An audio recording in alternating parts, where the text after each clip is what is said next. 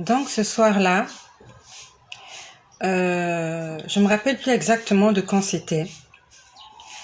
Le Seigneur était en train de me montrer ce qui allait se passer après l'enlèvement. Donc il y a d'abord ce long moment quand il a parlé de l'apostasie. Quand il a parlé de l'apostasie, c'est quand je voyais des enfants de Dieu vivre dans le péché. Et il y avait des démons qui étaient contents à chaque péché que commettaient les enfants de Dieu. Les démons étaient dans la joie. Puis après, le Seigneur m'a dit, nous sommes actuellement au 555. Ne me dites pas ce que signifie 500, je ne sais pas. Mais c'est le Seigneur ce soir-là qui me parlait. Il m'a dit, vous êtes actuellement au 555. Donc le temps de l'apostasie, c'est le 555. Puis après, vraiment ça s'est passé, c'était un soir. Je m'étais réveillée dans la nuit et j'étais en train de prier. J'étais à genoux, j'étais allongée, on va dire, voilà, j'étais à genoux, mais on va dire, je m'appuyais sur le lit et j'étais en prière. Donc, j'ai vu la période de l'apostasie. J'ai vu les démons être dans la joie quand les enfants de Dieu ou quand n'importe qui pêche. Puis après, je me suis retrouvée chez ma mère. Ma mère et moi, on ne vit pas dans la même ville. Bonjour mon frère Patrick, sois aussi béni au nom puissant de Jésus-Christ. Sois richement béni mon frère Patrick. Donc je me retrouve chez ma mère. Parce que ma mère et moi, on ne vit pas ensemble, nous ne sommes pas dans la même ville. Donc je me retrouve dans la ville où vit ma mère. Juste là où elle vit devant sa maison. Vraiment, ça s'est passé en esprit. Je me suis retrouvée là-bas. Et quand je me suis retrouvée là-bas, il faisait noir. Il faisait vraiment noir. Pourtant, l'avenue où elle vit, en fait c'est une avenue très fréquentée et il y a des lampadaires.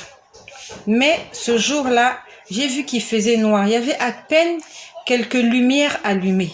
À peine quelques lumières allumées. Donc, je me retrouve chez ma mère. Les portes étaient ouvertes. Donc, c'est comme si, en fait, c'est comme s'il y avait eu la débandade. Les gens avaient vidé les maisons. Je voyais les portes des maisons ouvertes. En fait, c'est comme si les gens ont fui. Vous voyez, quand il y a la guerre. Quand il y a la guerre, les gens fuient. Les gens fuient. C'est la débandade. Vous voyez, les maisons restent ouvertes. Vraiment, vous sentez que les gens n'ont pas eu le temps de mettre de l'ordre avant de partir. Vous voyez des vêtements qui traînent dans la rue. Au moment où vous sentez qu'il y a eu un événement qui s'est passé. Parce que je pouvais sentir la désolation.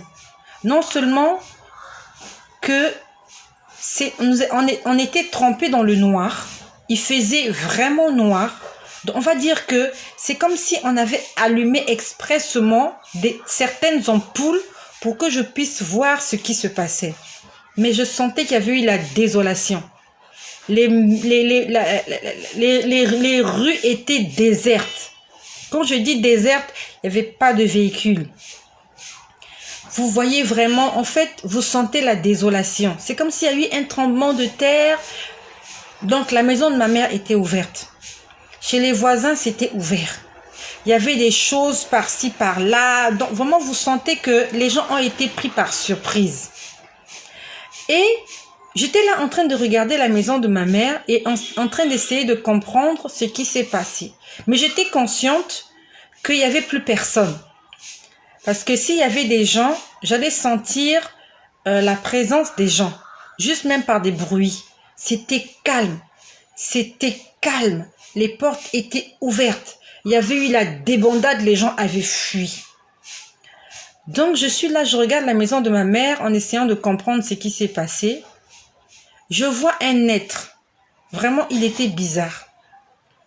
Quand je dis un être, il était bizarre. Il ressemblait à une araignée. Quand je dis il ressemblait à une araignée, il avait des pattes, comme des pattes d'araignée, mais avec un visage d'homme. C'était un homme.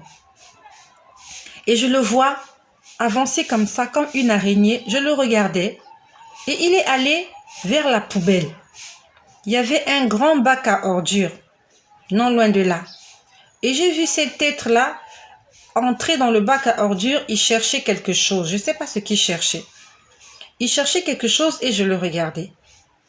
Et quand il a fini de faire ce qu'il avait à faire avec ce bac à ordures, il s'est décidé à repartir. Donc, il repartait dans la maison de ma mère, puisqu'il était sorti de chez ma mère. Quand il repart, je l'ai interpellé. J'ai dit, hé, toi, arrête-toi. Quand il m'a regardé, il avait peur. J'ai dit, qui es-tu? Comment tu t'appelles? Il m'a dit, je m'appelle Roger. J'ai dit, mais qu'est-ce que tu fais? Et en fait, il avait peur. C'est comme si c'est un être humain qu'on avait transformé. Donc, il ressemblait à une araignée, mais avec un visage d'être humain. Il m'a dit qu'il s'appelle Roger. Donc, je lui ai parlé. Quand je lui parlais, il avait peur. J'ai commencé à parler. Je l'ai senti, il a commencé à se transformer. Il se transformait, je ne sais pas en quoi, il était en train de se transformer. Après, intérieurement, je me suis dit, il ne faut pas que je reste là parce qu'il n'y a plus personne. Il faut que je parte. Donc, pendant que j'étais en train de réfléchir, vraiment, ça s'est passé comme ça, comme je vous explique. Ce soir-là, j'étais à genoux en train de prier quand le Seigneur a commencé à me montrer ça, cette vision-là. Donc, je vois un homme qui s'approche de moi. Il y a un homme qui venait dans l'obscurité. Il est venu vers moi. Il m'a dit, ne reste pas là. Il m'a dit, allons, quittons cet endroit, ne reste pas là. À peine nous avons commencé à marcher, j'ai vu dans un coin une créature. C'était une créature en train de faire des mouvements. Elle était grande de taille, cette créature-là. Elle était comme un animal, plus précisément comme un scorpion de couleur noire. Et j'ai vu l'être par derrière, très grande de taille. Quand je dis grande de taille, on va dire plus de 2 mètres. Parce que moi, je fais 1,69 m. Donc, je voyais cet être-là très grand et je le voyais de dos, en train de s'agiter, je ne sais pas sur quoi. Vraiment, ça m'a interpellée. Cet être était de mon côté droit pendant que moi et le monsieur, on s'apprêtait à quitter cet endroit. Je regarde cet être-là, j'essaie de comprendre ce qu'il était en train de faire. Vraiment parce que j'entendais des bruits. L'être était en train de faire des bruits bizarres. J'étais curieuse en train de regarder ce que cette chose-là était en train de faire. Puis c'est comme si elle savait que quelqu'un la regardait. L'être a tourné la tête, m'a regardé. Moi, j'étais sur sa gauche. L'être était à ma droite, moi j'étais sur sa gauche. Donc, cet être-là qui ressemblait à un scorpion géant de couleur noire, a tourné sa tête pour me regarder.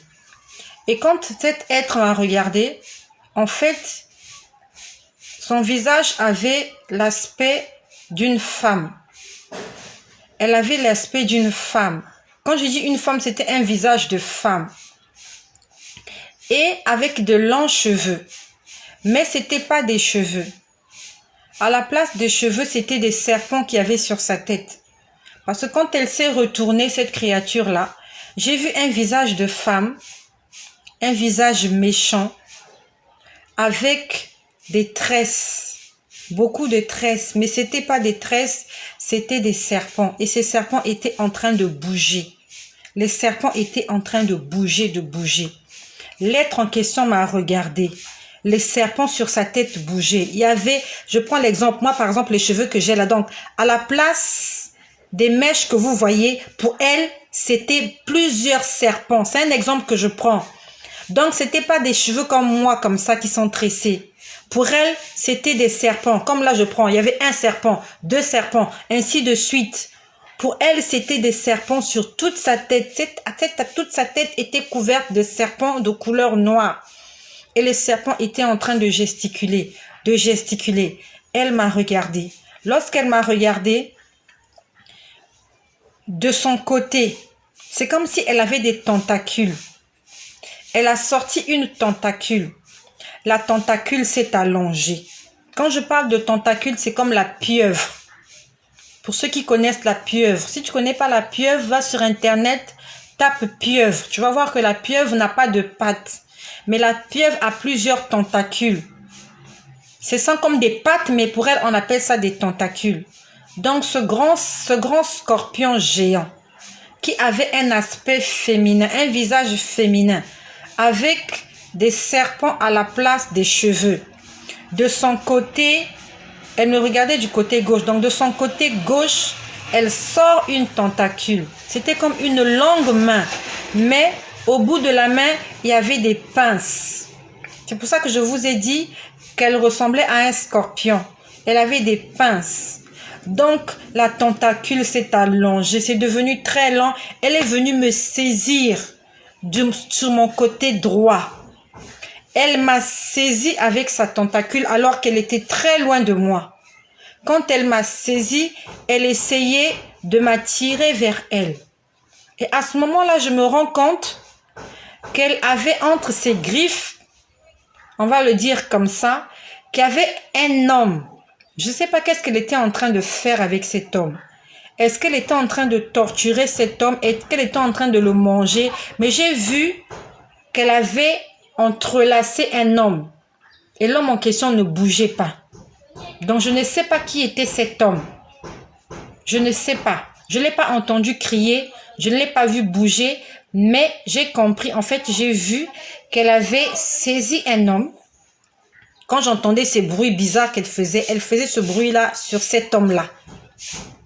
Et avec sa tentacule du côté gauche, elle est venue me saisir sur mon côté droit. Et elle essayait de m'attirer à elle. Quand elle m'attirait à elle, j'étais en train de dire au nom de Jésus. Je lui disais au nom de Jésus, je t'ordonne de me laisser. Au nom de Jésus, au nom de Jésus. Elle m'a regardé, elle a commencé à rire. Elle a commencé à rigoler. Et je vous répète que c'est une vision que le Seigneur m'a montrée de ce qui s'est passé après l'enlèvement. Elle a commencé à rire, cette chose qui avait la voix d'une femme. Elle riait. Je continuais à dire au nom de Jésus. Au nom de... Je sentais sa pince dans mes entrailles. Elle m'avait saisi et elle essayait de m'attirer à elle. Je criais au nom parce que quand je tenais la pince, je ne pouvais pas me dégager parce qu'elle m'avait vraiment pincé, vraiment saisi. Je criais au nom de Jésus, au nom de Jésus. Elle a commencé à rire. Elle riait. Elle riait. Elle riait. Elle riait. Elle me regarde et me dit, mais ce nom-là ne marche plus. Au départ, je comprenais pas. Au départ, je comprenais pas ce qu'elle voulait dire. Elle me dit, ce nom-là ne marche plus. Je continue encore, je disais, au nom de Jésus, au nom de Jésus, laisse-moi tranquille, au nom de Jésus. Elle ricanait. Elle ricanait. Elle ricanait. Ce nom-là ne marche plus. En fait, elle a répété plusieurs fois avant que je puisse réaliser ce qu'elle voulait dire par là. La première fois, je n'ai pas compris. Je continuais à dire au nom de Jésus. Elle disait encore. Et après, elle me dit encore, je te dis que ce nom-là ne marche plus. C'est là où je prends conscience que le nom de Jésus n'avait plus de puissance dans la bouche des gens parce que Jésus-Christ était venu enlever son église. Le Saint-Esprit était parti. Donc tout ce qui était resté à la merci du mal. Le nom de Jésus ne marchera plus. On ne pourra plus chasser les démons au nom de Jésus. Quand Jésus reviendra prendre son église, quand les chrétiens, les véritables chrétiens qui vivent dans la crainte de l'Éternel, qui vivent dans l'obéissance, qui vivent dans la sanctification, qui vivent dans la chasteté, quand ils seront enlevés, le nom de Jésus ne fera plus trembler les démons. Parce que le Saint-Esprit ne sera plus là pour assister les gens. Ce que je vous dis, c'est ce que le Seigneur m'a montré ce soir-là.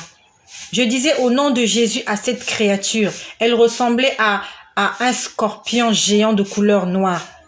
Elle rigolait, elle me disait, ce nom-là ne marche plus. Ça veut dire qu'avant, ce nom-là marchait, mais nous sommes maintenant dans une période où la puissance du nom de Jésus n'a pas d'effet sur le mal. Et il faudrait maintenant, de ses propres forces, essayer de combattre ces créatures-là. De tes propres forces. Ceux qui vont rester, parce que je ne serai pas là. Je ne serai pas là. Quand Jésus reviendra pour prendre son église, moi, je serai enlevé. Parce que je fais tout pour ne pas rater ce jour-là. Ceux qui vont rester, le nom de Jésus ne marchera plus. Le feu qu'on invoque aujourd'hui pour chasser les démons, ça ne marchera plus. Tu devras te servir de tes muscles. Tu devras te servir de ta force personnelle pour lutter contre les démons, pour lutter contre le diable, pour lutter contre toutes ces créatures démoniaques qui vont sortir sur la terre pour persécuter les hommes. Elle m'a dit ce nom-là ne marche pas. Donc j'ai commencé moi-même à me battre pour essayer de me libérer de la pince qu'elle avait enfoncée dans mon côté droit. Je me battais. Le monsieur qui est avec moi me disait, fais vite, ne restons pas ici, fais vite. Il n'est même pas venu à mon secours. Personne ne viendra à ton secours. Ni ton père, ni ta mère, ni ton mari. Tu devras lutter de tes propres forces. De tes propres forces, tu devras être sauvé. C'est par ta propre force que tu pourras atteindre le salut. Je me suis battue toute seule. Je ne sais pas pendant combien de temps. Je me suis battue toute seule. J'ai essayé de me libérer de cette tentacule. J'ai commencé à fuir avec le monsieur. On a commencé à marcher. Quand on a marché, on est arrivé dans un croisement. Le monsieur était sur ma droite. C'était un homme, je ne sais pas qui c'était. C'est juste lui qui me disait, quittons cet endroit, fuyons. Pendant qu'on arrive au croisement, on a croisé une grande avenue. On voyait des gens marcher, mais pas en foule. Vraiment, les gens, il n'y avait pas beaucoup de gens dans la rue. On voit des gens marcher, et je sais que les gens que j'ai vus, c'était des chrétiens. Parce que quand je les ai vus marcher, c'était des chantres. C'est comme si c'était un groupe de chantres. Vraiment des chrétiens. Parce que je les ai vus, il y a un qui avait un synthé. Quand je parle du synthé, c'est le piano. Le piano. Il y a un qui avait un piano. Il y a, je crois, un autre qui avait une guitare. Ils étaient en train de marcher en groupe. Il y avait des hommes et des femmes. Et pendant qu'ils marchaient, ils étaient en train de parler. Ils disaient exactement ceci. Ils disaient, allons vite nous cacher dans les montagnes et dans les forêts. C'est ce qu'ils étaient en train de dire. Ils marchaient vite. Ils marchaient en groupe. Ils disaient, allons vite. Il faut qu'on aille se cacher. Allons nous cacher. Allons nous cacher dans les montagnes et les forêts. Et on était là, avec la personne qui m'accompagnait, on était en train de les regarder monter. Ils étaient en train de partir se cacher. Mais ils étaient en train de longer une grande avenue goudronnée.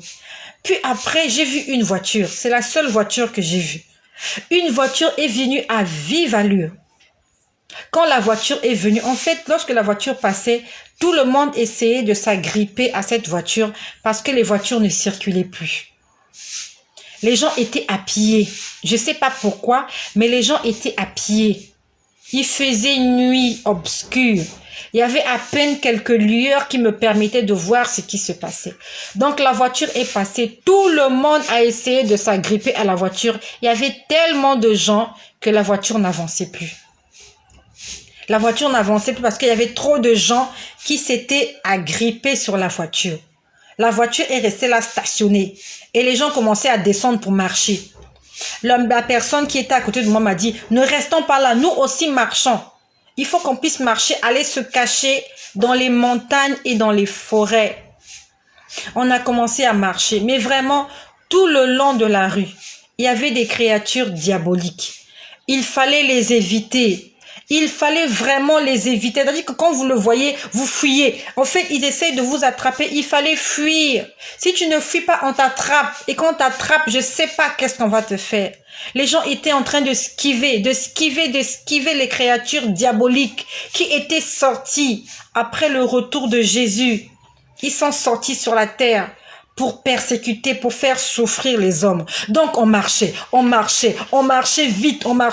Vraiment, chacun s'occupait de ses affaires. Chacun s'occupait. Si pendant que tu marches, tu tombes, quelqu'un ne va pas s'arrêter pour toi. Les gens étaient en train de chercher à quitter la ville, de sortir de la ville. On arrive devant un centre hospitalier. On arrive devant l'hôpital. L'hôpital était dans l'obscurité. Toutes les lumières étaient éteintes à l'hôpital. Les malades étaient en train de sortir. Parce que je voyais le portail de l'hôpital ouvert. Les malades sortaient avec les pansements, avec les perfusions. Vraiment, vous sentez que il y a eu un événement. Le courant, la lumière, l'électricité a été coupée. Les gens ont tout abandonné. Les gens sont en train de fuir. Chacun s'occupe de ses affaires. Donc, celui qui vendait à la boutique, là, il a fermé sa boutique s'il a eu le temps. S'il n'a pas eu le temps, il a laissé la boutique ouverte, il a fui. Donc, je voyais de l'hôpital les malades sortir, les médecins sortir. Tout le monde sortait de l'hôpital. Tout le monde sortait pour essayer de comprendre ce qui s'est passé. Jésus était venu. La trompette avait sonné et les faux enfants de Dieu, ceux qui ne vivent pas dans l'obéissance, étaient restés. Et moi, j'étais témoin de ce spectacle. Et j'étais seule. Et j'étais en train de penser à mes enfants. J'étais en train de penser à mes enfants. Je me disais, j'espère que les enfants ont été enlevés. C'était ça mon souci. Mon souci, c'était mes enfants.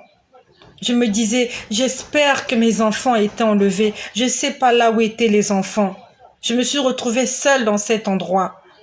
J'étais en train de dire, j'espère que les enfants ont été enlevés. Parce que, en tant que mère, je me posais la question de savoir comment mes enfants pouvaient supporter de voir ces êtres-là et comment ils allaient faire pour combattre ces êtres-là. Moi, au moins, maman, je peux m'en sortir, mais les enfants... Je me disais, j'espère que les enfants étaient enlevés. Pour moi, le plus important, c'était que les enfants soient enlevés. Parce que j'étais consciente qu'il fallait tenir ferme, qu'il ne fallait pas adorer la bête, qu'il ne fallait pas abandonner la foi afin de pouvoir être sauvés. J'en étais consciente. Mais les enfants, je m'étais dit, est-ce que les enfants sauront sauront combattre? Est-ce que les enfants sauront tenir ferme? J'ai pensé à mes enfants pendant qu'on marchait. Les gens étaient en train de parler. On marchait. Les gens sortaient de l'hôpital et les malades avec les bandes. Ceux-là qui étaient dans les salles d'opération, ils étaient en train de sortir. Tout le monde était dans la rue. Alors que lorsque j'étais plus bas, je voyais personne. Mais quand j'étais arrivé à l'hôpital, les gens étaient dans la rue. Les gens se chamaillaient. Il y avait un jeune homme qui était là. Il y avait 2 de ses tantes qui se chamaillaient. En fait, ces tantes étaient des sorcières. Et elles les avaient vendues. En fait, elles avaient sacrifié leur neveu. Et comme il y a eu l'enlèvement, le Seigneur est parti avec l'église. L'activité s'est arrêtée. Donc, le monsieur même qu'on avait vendu, qui apparemment était dans une salle d'opération, l'opération n'a pas abouti. Donc, dehors, ses tantes sont en train de se battre pour lui. Il y a une qui dit, donne-le-moi. L'autre qui dit, non, donne-le-moi. En fait, une qui dit, c'est moi qui l'ai sacrifié. L'autre qui dit, non, c'est pas moi qui l'ai sacrifié. Donc, vraiment, c'était une famille qui était en train de se chamailler. Ils se chamaillaient pour une personne qu'ils avaient voulu sacrifier. Et les gens leur disaient, allons nous cacher, allons nous cacher, allons nous cacher dans les montagnes, dans les forêts, allons nous cacher. Et on était là,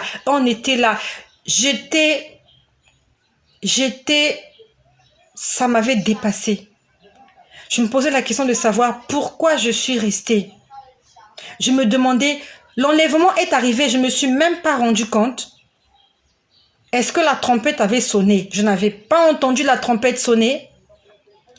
Les chrétiens étaient montés au ciel. Je n'avais pas vu des chrétiens monter au ciel.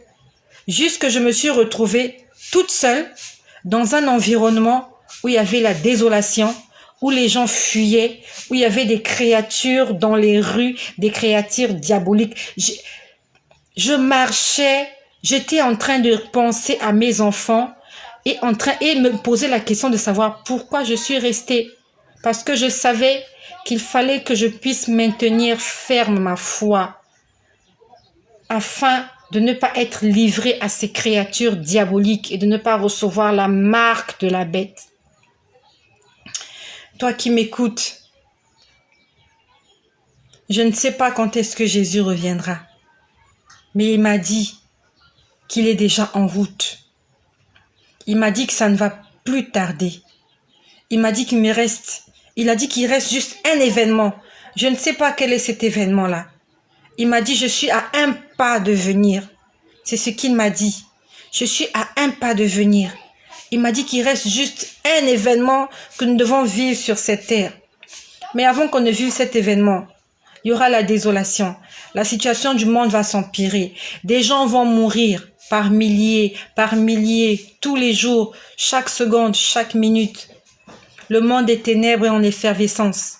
Ils sont en train de travailler pour tuer des gens, pour tuer le maximum de personnes, pour emmener en enfer le maximum de personnes. Et quand ce jour arrivera, est-ce que tu seras enlevé? Est-ce que tu vas rencontrer le Seigneur dans le ciel ou alors tu vas rester sur la terre et tu seras obligé de vivre ces 2300 et quelques jours de torture, de tribulation, de souffrance, dans la famine, dans la soif, dans la souffrance, dans le froid, pour ceux qui se rendent dans des pays où il y a l'hiver, et pour ceux qui seront dans des pays tropicaux, dans la chaleur. Est-ce que tu pourras supporter plus de 2300 jours de torture, de souffrance, de persécution? Est-ce que tu ne vas pas renier le nom du Seigneur? C'est pour ça qu'il faut que nous soyons prêts à chaque instant, à chaque moment, à chaque seconde. Nous devons être prêts pour ne pas rater l'enlèvement, pour ne pas être obligés de vivre cet événement qu'on appelle la grande tribulation. C'est pas petite, c'est écrit grande tribulation. Et moi, j'ai vu des êtres dans la rue, des êtres maléfiques, en train de torturer, en train d'essayer d'attraper des gens. Faisons tout pour échapper à ce jour-là. Faisons tout.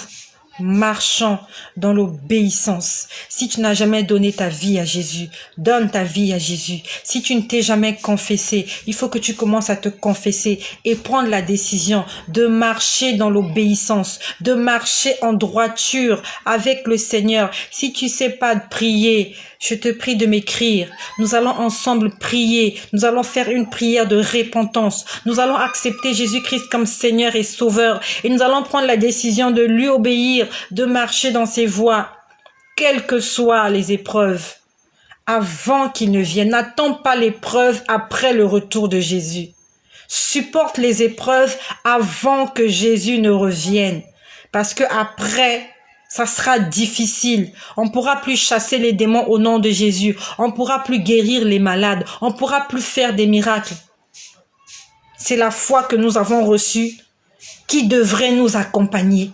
Et il faudrait lutter avec ta chair, avec tes forces physiques contre ces démons-là.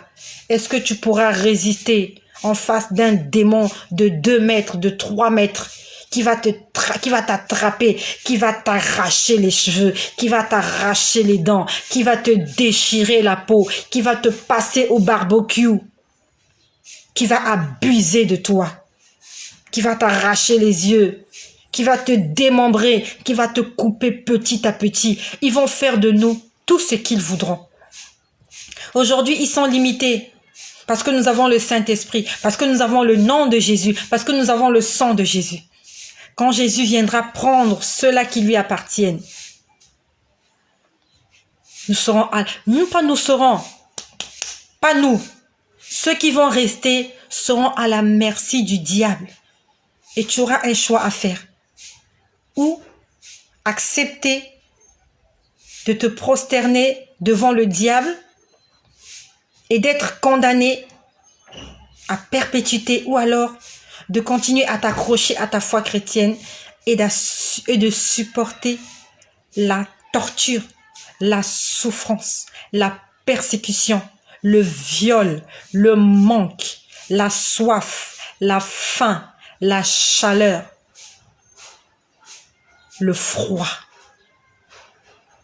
Nous devons faire un choix maintenant, de là où nous voulons passer l'éternité. Commence à réfléchir, pas à ce que tu feras demain, mais réfléchis à ce que tu deviendras si le Seigneur Jésus revient et que tu n'es pas enlevé. Commence à penser à cela. Pensez-y sérieusement. Soyez bénis chez vous, au nom puissant et glorieux de Jésus-Christ.